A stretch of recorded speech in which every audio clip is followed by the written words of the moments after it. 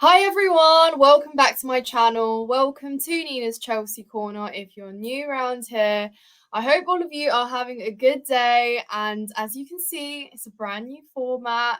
It's a new show. And so welcome to On the Bench with Nina, which is going to be a huge, big experiment. And I am joined by Charlie, aka Blue Brother. Charlie, you're the first person on this show. How do you feel about that? Bit nervous, aren't I? Better make sure it's decent. Otherwise, you might just bin the whole show and it'll just be a one and done. So I better make Yeah. sure that I don't disappoint. But no, it's good to be back. I haven't been on for a while, so yeah, no, thanks for having me. You're the only person I've had on my channel.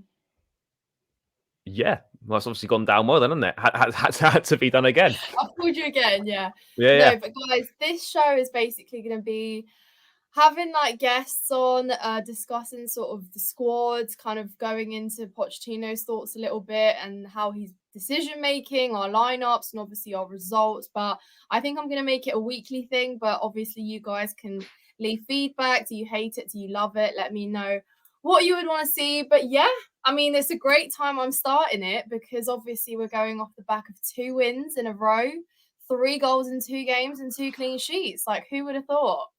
yeah. I mean, it's maybe things are starting to come together. We didn't score a single Premier League goal last month, and then this month we get two at the first time of asking. So yeah, maybe things are coming together. But yeah, Monday night was much needed.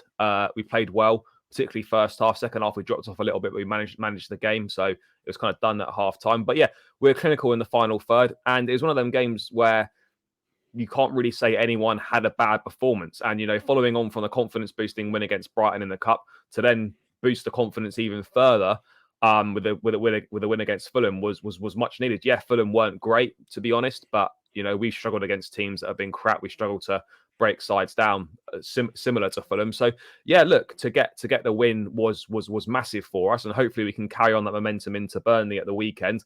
Before the international break, you never want a bad result before the international breaks, then you have to sit on it for a Yeah. couple of weeks. So yeah, look, I'm not getting carried away with it, but Monday night was great. And we just got to hope that we can sort of carry on the momentum that we're building. But it is only one win in the league, so we sort of do need to accept that it's not everything's fixed yet. But I think we're heading in the right direction, and we can be cautiously optimistic about what's going to be ahead of us. Yeah, no, I agree. And to be fair, everyone's like saying, oh, don't get carried away. But winning is so rare at Chelsea now. Like, we're just at that point where it's so strange to win and score goals. And obviously, me and you were sat together at Brighton and we were just like, how, like, we've scored a goal. It's actually insane. And then clearly we did crumble Brighton a little bit because then they went on to lose 6-1 to Aston Villa. So we did something there. And yeah, I mean, it's obviously great to build on it. 2 clean sheets as well for confidence is not a bad stat either. And considering, yeah, we haven't been scoring goals, to score 2 in a game and hold out till the end was really impressive. So, yeah, I think we dropped off in the second half, but we didn't get punished. So, fair enough. I think, did Willian have like an opportunity in the second half? I think Oh, I he can't did remember who have, it was, but they had a couple of shots. There's one or two yeah, chances. One where the ball was put straight at Sanchez, where they probably should have scored. But look, they didn't create an awful lot, and it was pretty comfortable. Which I think we yeah, deserved that. We deserved a little bit of luck to go our way. Broja's goal, great for him to get it, but it's a clearance that goes straight off him and then goes in. But yeah, that's the sort of luck we've not been getting. We've been playing well so far this season. I think certainly in large parts of games, and we've created a lot of chances. We've not taken them, and we've kind of made the odd error here and there and been punished yeah, for it. So the performances have been a lot better than the points on the board, and it's now good to see that the performances are now getting points that we desperately need. So yeah, yeah. I think there was a lot that was good on Monday night, but there's also still a lot that needs to improve still.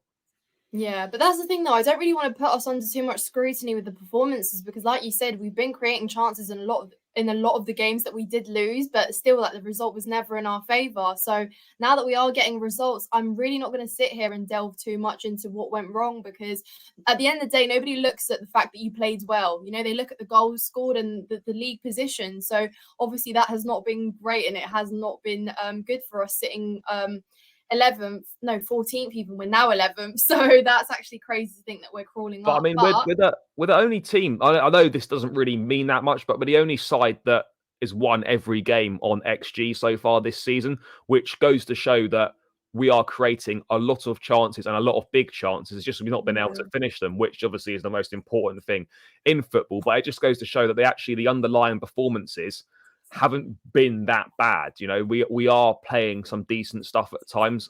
We've played Yeah. well pretty much in all the games this season. Forest at home was probably the worst of them. We had decent chances in that game as well, decent chances against Villa, but we're creating a lot of chances, and we are playing well as a side, and we will only continue to get better as these players get more used to one another. But yeah, look, Yeah. I think it's a slow burner. Of course, it was going to be with the amount of new players we brought in and stuff. But ultimately, I think we're heading in the right direction. Yeah, no, I agree. And obviously, yeah, we all knew that it was going to be a rocky ride, but we did want to see some results. And now we are seeing some results. It's just about building on that. And I think we still have to accept that it's not going to be perfect. Like, we're yet to enter a really difficult run of games and things aren't going to be rosy. But if we can pick up a little bit of points or even score some goals, then that's already going to be massive improvement on from last season, because we weren't scoring goals, we were losing games, started out this season in the same manner. But if things at least pick up a little bit, then yeah, puts us in a much better place. But I wanted to talk a little bit about kind of our new signings, and I'm talking the kind of immediate ones like Cole Palmer, Caicedo, who literally just joined us, and Palmer. I mean, Palmer looks like he's been playing at Chelsea for, I don't know, the last year. He looks very comfortable. He looks like, he understands us very well. He understands his teammates, has been linking up very well, and he looks like someone that could potentially be very important to our squad this season. And he already looks like a regular starter to me. He's not someone that I'm thinking, should you start, should you not? And I'm sure a lot of us feel the same way.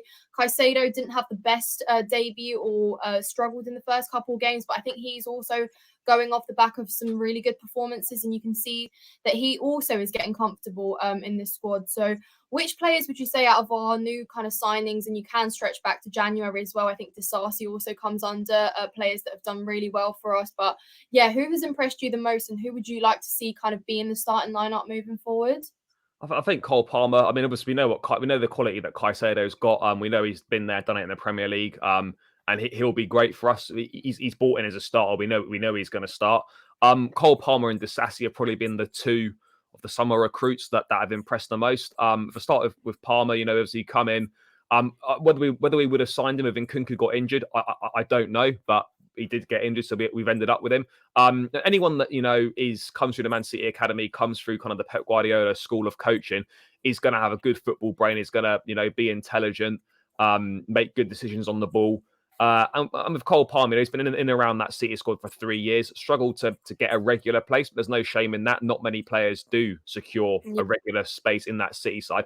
And he's one of these players that, he just never shies away from the ball. He always looks to get on the ball. When he gets on the ball, he always looks to make something happen. He's got a great first touch. He's got a great range of passing. And I think he's just a really exciting player. I enjoy watching him play football. I think he's had more of an impact than any of us would have expected. The first 3 games that he come off the bench against Forest, Villa, and Bournemouth, he did really well. He impressed. He was good against Brighton in the cup. Got the assist for Jackson's goal. Got an assist for Broja again in the Fulham game. And he's just quietly gone around his business. He gets his head down. He works hard. And he's just a really pleasing player on the eye. I think he's probably had more of an impact than many of us would have expected, certainly this quickly. Yeah. And then the same... Go on.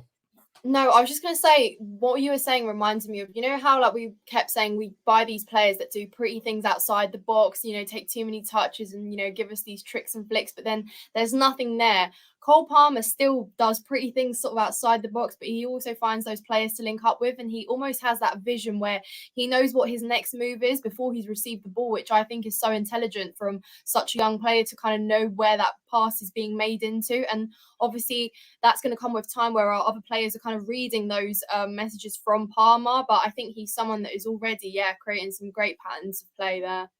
I mean, yeah, absolutely. I think he's going to be a really important player for us. Certainly, I think just in general, but certainly until Nkunku comes back for this first half of the season, he is going to be vital for us. And already he's stepping up and delivering performances, doing really well. And for someone like Raheem Sterling, he's going to struggle to get back in the side if Palmer carries on how he is, if Mudryk carries on as he is. Sterling will Yeah. struggle to get back in. Of course, he will play. We've got big games coming up after the break: Arsenal, City, Spurs, and all that. Sterling will probably find himself in the lineup in some of those games on an experience factor. But he needs to start delivering on a regular basis and consistently, like he was in the first Yeah. sort of 2 or 3 games of the season. Otherwise, he's just not going to be in the team. But in terms of other ones, of course, the Sassy, I think, is the main other one in the summer. For me personally, I'm happy to admit that I didn't really think we needed him. I didn't really understand the No. signing. I know I obviously think it was Fofana because of got Wesley injured. Fofana. I know Yeah. Fofana got injured, but we still had Chalobah, who'd been very dependable for us, and we would have had Chalobah, Colwell, Silva, and Badiashile. I know Badiashile's not fit, but we would have had those 4. Certainly would have seen more of Colwell at centre back. But fair play to Disasi, he's coming. I didn't expect him to play right from the beginning, but he's played in every game. And he's done pretty well in each game. He looks like he's got good leadership qualities. He's calm on the ball. Yeah. Apart from the West Ham game where he made a bit of an error for that second goal that Antonio scored, he's done very well, made next to no mistakes. And I've been really, really impressed by him. And I wasn't expecting to see so much of him so quickly. But Cole Palmer and Disasi, I think, out of the summer signings have been the 2 that have impressed the most. Yeah, definitely. You're so right on Colwell. And even though he's kind of been played out of his position, he's still delivered. He's still been really, really consistent, I think. And that's so important. And obviously the hype was all worth it. Liverpool were trying to get him in summer, Brighton were trying to keep him. And obviously we knew how important it was to obviously get our player back. So yeah, really, really pleased with him as well. But let's talk about Armando Broja, because I think, of course, it was great to see his return, but I think he never, ever would have started that game if, of course, Jackson was available. And obviously, considering he's coming back from a pretty serious injury that saw him out for a really long time, nearly a year. He obviously scored his goal, but he was very involved in attack. I think he missed a sort of a goal scoring opportunity in the first half, but you expect a player that's been out for that long to struggle to settle into a game, but he did. He took his chance and he scored. You saw how much it meant to him as well, and you know how much Chelsea means to Broja as well. He's one of those players that will work his arse off for the team. So what is your thoughts on Broja? Would you like to see him get a bit more game time, or would you, throw Jackson straight back in there? Because we know that Jackson needs to obviously develop. Yeah, he's scored his goal. Great that he got that. But obviously, we're still waiting on those goals to come in the Prem. He needs to kind of be up there, and I'm sure it will come because he's got the potential for days. It's just about building on that. But what is your opinion on our striker situation at the moment? Well, look, firstly, on Broja, it's great that he's fit again. It's great that he's playing just because it gives us another option there. Look, Jackson had a good pre-season. I think maybe how good his pre-season was made a lot of Chelsea fans think he's actually a little bit better than he is right now. Look, he works hard, he runs the channels, he links up play well, he holds the ball up nicely. He's not the best in the air, and his finishing is still raw. That's obvious. That will develop as a young player. That should get better. But there have been times where he's struggled in games, not been in the game, and we've needed a different option to go up top.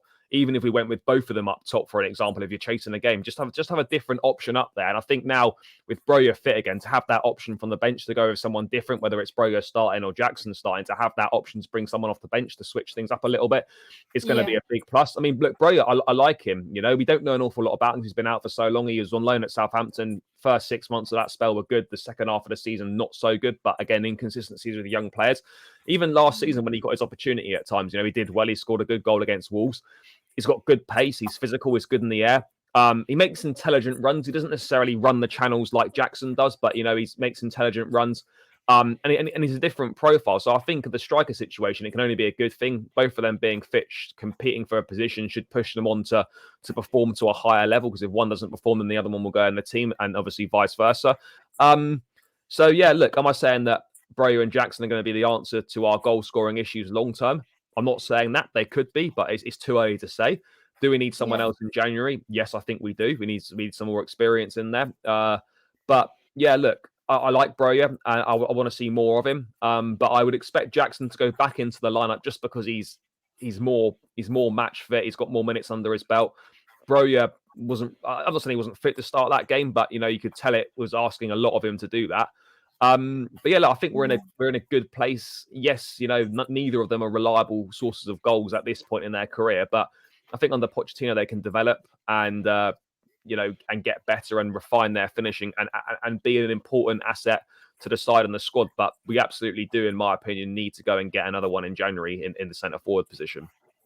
No, fair enough. I get that. I mean, obviously we'll see them develop and we'll obviously give them a chance. And I think Broyer, he had some really good goals for us before his injury. You know, he came through in a lot of those games. And what I really liked about him is just his work rate. You know, sometimes when we isolated our strikers at the top, Broyer a lot of the time worked his way into, you know, breaking down defenders and dribbling through 2-3, which is what I really rated about him. But yeah, I mean, he definitely looks like someone that is going to want to fight for his place. And yeah, I think Jackson does take priority right now just because we have brought him in. He is going off the back of quite a run of games now, and that's just how he gets consistent. And then we saw that he did eventually get his chance. I mean, yeah, we'll expect some goals from him for sure. But yeah, I agree on you with the experience factor that is definitely a position where you need kind of consistent goals, and we know that's an issue. But I want to switch back now to our defense because I feel like this is a little bit of a controversial topic, and I can't believe it's controversial because it's crazy to think that. But the Thiago Silva situation, and you know where I'm going to go with that.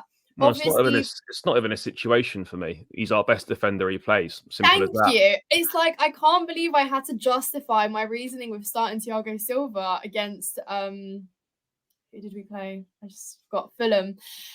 And it's like crazy to think. I get that people have said, oh, you know, he makes errors and he's slow, but I still don't see that. Thiago Silva isn't that slow at playing the ball out the back. He still looks to make long passes to our wingers at times. He's literally our best at clearing, at you know, blocking shots. He reads the situations really well. He knows where attackers from opposition are going to come and look through those passages, and he closes them down. He's got that experience that we need, and right now we're not in any position to be dropping Thiago Silva from our lineups. And everyone's moaning about how much experience left the door in summer, and you really want to throw away our most experienced, best player, captain without the captain armband, player in Thiago Silva right now.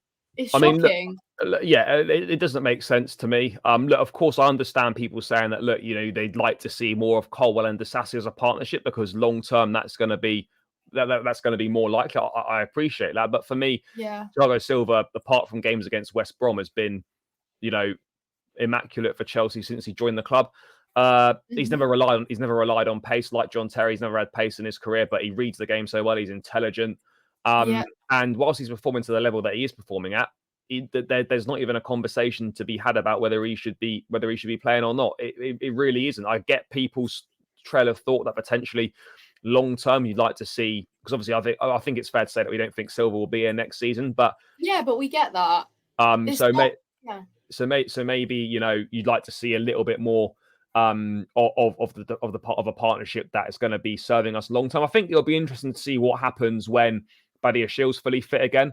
What happens there? Does he come into the lineup straight away? Who goes out of Silva and Disasi, who both had really good starts to the season? There'll be a decision to be made there. But right now, yeah, there's not really a conversation to be had about Thiago Silva's place in the lineup, as far as I'm concerned. And defensively, you know, even last season, despite losing pretty much every week, we didn't let in that many goals. And it's the same this season. We are defensively really, really solid. You know, we've got good foundations to build on.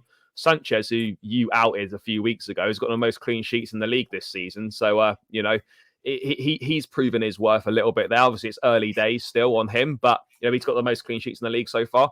Colwell's doing really well at left back. Even Cucurella, someone that a lot of Chelsea fans had written off, he's come in and he's done really well in the last two games. So yeah, defensively, I don't worry about us at all. We've got a lot of really good options there, despite Reece James being injured, despite Gusto being suspended, and despite Chilwell being ruled out till around Christmas time as well. Yeah, no, before I address you on the Robert Sanchez point, I just want to say about Thiago Silva that for me, it goes beyond his footballing abilities. For me, it's about, like I said, his leadership on the pitch. And people forget, but he was partnered up with Badiashile when Badiashile first came in. Who do you think settled Badiashile into that centre-back role? Thiago Silva.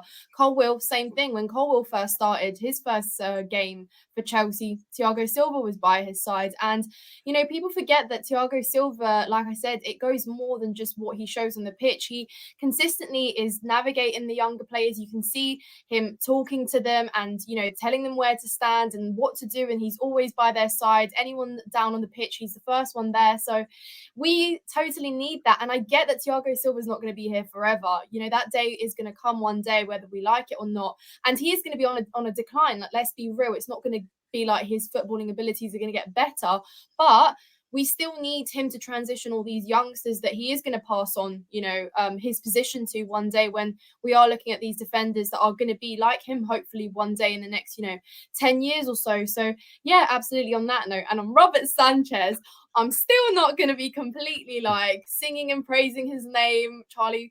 And you know what? I feel like with Robert Sanchez, to be fair, I praised him. I did. You got to admit, when obviously he was amazing for us, but I I must have still missed think that. a lot of this, no, shush. A lot of the saves that Sanchez has made, he himself has put himself in the position of having to do. Like, some of the distributions where he will pass the Oh, ball against Brighton, into. his distribution was horrendous. Agreed. Yes, I know. And it's not just Brighton, though. There's been quite a few games where I've noticed he's given the ball away with the wrong pass, and he's had to save an opportunity that someone else is trying to obviously score. So I always laugh at that, because I'm like, Sanchez, well done for saving your own mistake, mate. Like, thank you for doing that. But obviously, if it's the other way around and we're conceding, we're having a different conversation. So I mean, he's got work to do, absolutely. But like I said, I'm all for it. I'm giving him obviously the whole season pretty much, because I don't think we're going to see Petrovic anytime soon in the Prem, unless it's that game against Blackburn where We'll see. we might start him. I think we should see him then. Surely. Yeah, no, I think he will start against Blackburn, because I said he might potentially, but then Brighton wasn't really the game for it either. And yeah, potentially we'll see him then. But until that time comes, I mean, Sanchez is obviously number one, and fair enough. Like, I've got no other choice really. Like, I'm gonna back him, not gonna criticize, but still, I have set him the challenge to prove me wrong. But yeah, no, it's quite funny though, because obviously Kepa's situation with Real Madrid yesterday just reminded me of that. But no, it's great to see that obviously we are kind of improving. I think though, if we have a crap game against Burnley and God forbid we lose, we're going to be back to rock bottom. But surely, Charlie, we can't lose against Burnley. Well, I wouldn't. Oh, I mean, you'd like to think not. Oh, don't. Look. I mean, look. There's no easy games in the Premier League. Look, we've got a decent record against Burnley. Last time we went Turf Moor a couple of seasons ago, we put 4 past them under Tuchel. I think Reece James scored twice. Look, it's a sort of game that Burnley obviously got a decent win against Luton in the week. So that was important for them, first win of the season. That'll give them a bit of confidence going into this game. But if we're being honest, they do lack quality. They do lack goals, a little bit like we do. They do struggle to put the ball in the back of the net. But I think now, we're getting more confident. Quality-wise, there's not really a conversation to be had, but football's not won on paper. So we are going to have to turn up and do a professional job. But if we continue to play how we did against Fulham, then this shouldn't be a problem. Look, I'm expecting it to be closer than people might think it will be. But ultimately, I can't really see us having too many issues. Like Vincent Kompany's Burnley's a lot different to a Sean Dyche side. Kompany's got them. He likes them to try and play football, just play nice stuff. Whereas with Dyche, it's backs to the wall, 4-4-2, load of balls hoofed into the box, and you have to try and deal with it.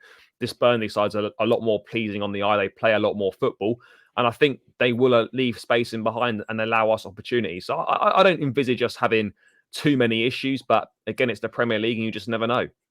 Yeah, no, fair enough. And we aren't going to get too carried away, like you said, and there's no easy game in the Prem. We'll take it for what it is. But if we do win, which would be lovely, we're going for 3 in a row now, which is a bit of a streak, isn't it? And we haven't seen that in ages. So, I mean, it's the last great. time we done 3 in a row, I think was we beat Leicester under Graham Potter last season. We done Leicester, Dortmund, and another one which I can't remember. We did do 3 wins in a row, but yeah, it's not been done since like March or something. So yeah, I mean, and also first back-to-back wins in the league, which would be massive. I know these are like things that shouldn't really be a big deal for Chelsea, but given where we are right now, they are. And a new squad, new manager, a load of new players, like these things are important and these things matter. So yeah, it's another must win, to do the good work against Fulham, and then if we were to not win against Burnley, it kind of undoes that hard work. And as I said at the start, you go into an international break and you're sitting on a shit result and waiting 2 weeks to put it right.